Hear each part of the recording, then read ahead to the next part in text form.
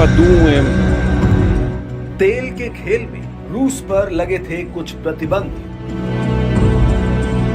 मुश्किल में फंसा था रूस भारत तेल का सौदा। ऐसे में भारत ने कुछ ऐसा किया जिससे निकल गया रास्ता, लेकिन चांदी हो गई चीन की। व्यापार किसी भी देश की तरक्की के लिए उसका बैकबोन होता है। चाहे दो देशों के बीच हालात जैसे भी हो, व्यापार और उससे होने वाले फायदे को कोई नहीं छोड़ना चाहता है। एक ऐसे ही व्यापारिक कवायद की चर्चा आज कर रहे हैं जिसमें 3 देश शामिल हैं, रूस, भारत और चीन। यह व्यापार है तेल का। यहां आपको बता दें कि रूस दुनिया के टॉप तेल उत्पादकों और निर्यातकों में से एक है। भारत के संदर्भ में देखें तो भारत रूस से सबसे ज्यादा कच्चे तेल का आयात करता है। लेकिन जब से रूस और यूक्रेन युद्ध की शुरुआत हुई, उसके बाद से ही इस व्यापार में अड़चनें आने लगी। वजह रही रूस पर डॉलर और यूरो में लेन देन के संबंध में अंतरराष्ट्रीय प्रतिबंध। अब चूंकि भारत विश्व का सबसे बड़ा तेल आयातक और उपभोक्ता देश है और रूस से वो लगातार तेल आयात करता रहा है, भारत के लिए तेल की जरूरत तो रुकने वाली नहीं। तो अब ऐसे में एक रास्ता भी निकलकर सामने आया।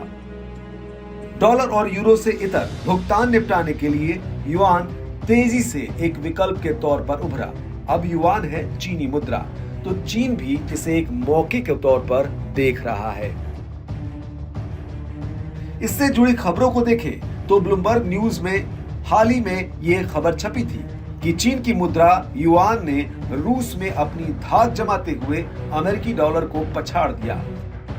2022 में यूक्रेन पर हमला करने के बाद से ही रूस ने चीन की विदेशी मुद्रा युआन को ज्यादा महत्व देना शुरू कर दिया था।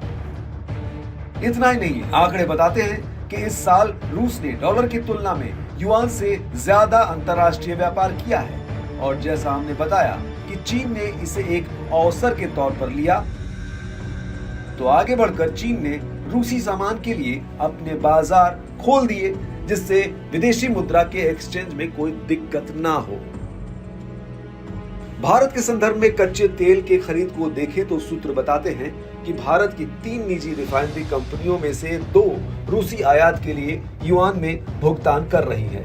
इसके अलावा रॉयटर्स के हवाले से खबर है कि जून में आईओसी ने रोसनेफ्ट से रूसी तेल के लिए युआन में भुगतान करने के लिए आईसीआईसीआई बैंक का इस्तेमाल किया।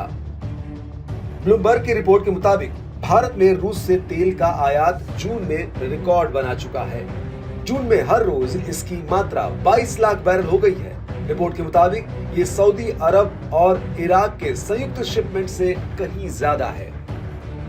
रूस और भारत दोनों ही ब्रिक्स के सदस्य हैं, जिसके कारण ये बाकी देशों को भी इसके इस्तेमाल के लिए प्रेरित करेगा।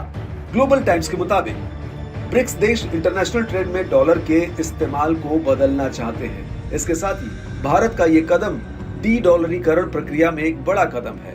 युआन को लगातार दुनिया स्वीकार कर रही है और ये अमेरिका के डॉलर के एक छत्र राज को खत्म करने की लहर है। हालांकि अमेरिकी डॉलर अब भी दुनिया में अंतर्राष्ट्रीय व्यापारिक भुगतानों की प्रमुख मुद्रा है, लेकिन मिडिल ईस्ट से लेकर रूस तक ऐसे कई देश सामने आ रहे हैं जो चीन के साथ व्यापार में भुगतान युआन में कर रहे हैं। यूक्रेन पर रूस के हमले के बाद से पश्चिमी देशों ने रूस पर जो वित्तीय प्रतिबंध लगाए हैं, उसकी वजह से भी इसको ज्यादा रफ्तार मिली। आंकड़ों को बारीकी से देखें तो रूस के मुद्रा बाजार में युआन की हिस्सेदारी पिछले साल की शुरुआत में सिर्फ 1% थी, जो अब बढ़कर 40 से 45% तक हो चुकी है। इसके अलावा अगर ओवरऑल देखें तो 2 साल पहले वैश्विक व्यापारिक वित्त में उसकी हिस्सेदारी 1.3% थी, जो अब बढ़कर 4.5% हो चुकी है, जो इशारा कर रही है एक बड़े बदलाव की।